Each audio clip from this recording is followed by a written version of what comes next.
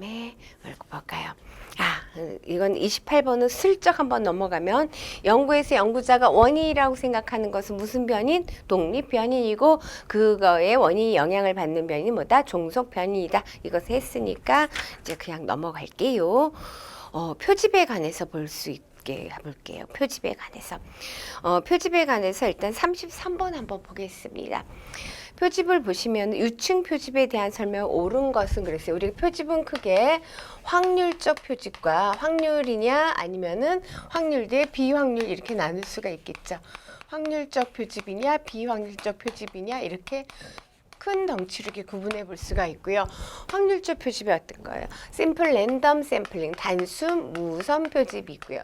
단순 무선 표집 혹은 또 군집 혹은 집락 표집, 군집 표집, 그 다음에 유층 혹은 층합 표집. 또 하나 단순 무선 표집을 변형한 것이 체계적 표집이에요. 그래서 요거 염두에 두시고 비확률 표집, 뭐 스노우볼링 표집이라든가 임의 표집, 판단 표집 뭐 이런 것들이 비확률적 표집에 해당이 됩니다.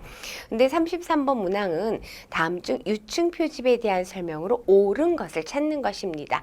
그러면 유층 표집은 일단은 간단하게 단순 무선 표집, 모집단의 명단이 있어야겠죠. 가장 기초적인 확률적 표집으로서 모집단 명단에 일련 번호를 쫙 부여하고 필요한 수만큼 무작위로 랜덤으로 추출하는 방법이죠.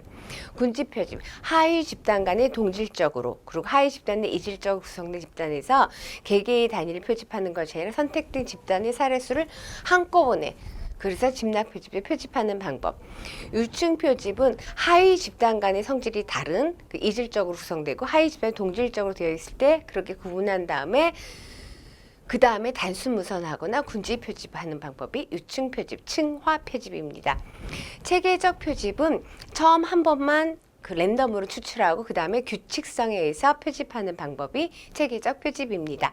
그럼 유층 표집에 관한 거가 제비 뽑기나 복권 추첨 등과 같은 방법으로 표본을 추출한다. 이건 뭐예요? 심플 랜덤 샘플링, 단순 무선 표집에 관한 것입니다. 그러니까는 이렇게 명단에 있을 때 그냥 랜덤으로 나오는 것이기 때문에 자, 그 다음에 나번 보시면 길거리에서 쉽게 만날 수 있는 100명을 대상으로 표본을 추출한다. 이것은 확률적 표집이 아니라 비확률적 표집이 아니라 우연적 표집이에요. 그런데 이 100명도 그냥 쭉 1번부터 100번 이렇게 아니라 나는 매 5번, 내가 맞춘 5번마다 아니면 10번마다 이렇게 해서 표집을 하게 되는 것이 우연적 표집이죠.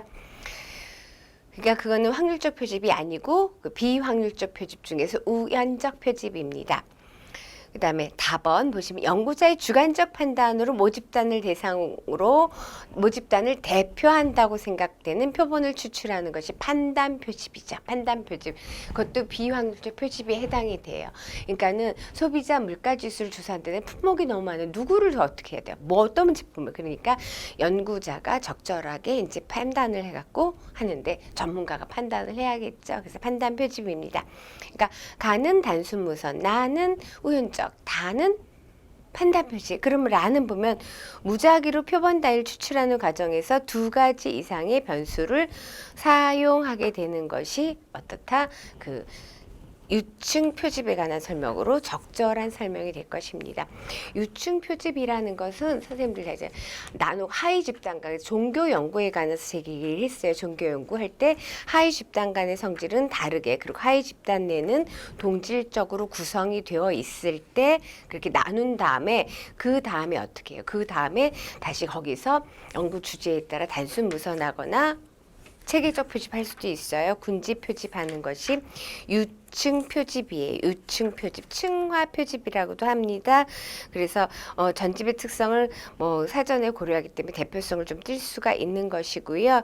그래서 그거 나누는 부분을 잘 생각하시길 바랄게요. 그래서 무작위 표본 단위를 추출하는 과정에서 2가지 이상의 변수를 활용하는 것 어떻게 가장 옳은 설명이 유층 표집입니다. 라번입니다. 그 다음에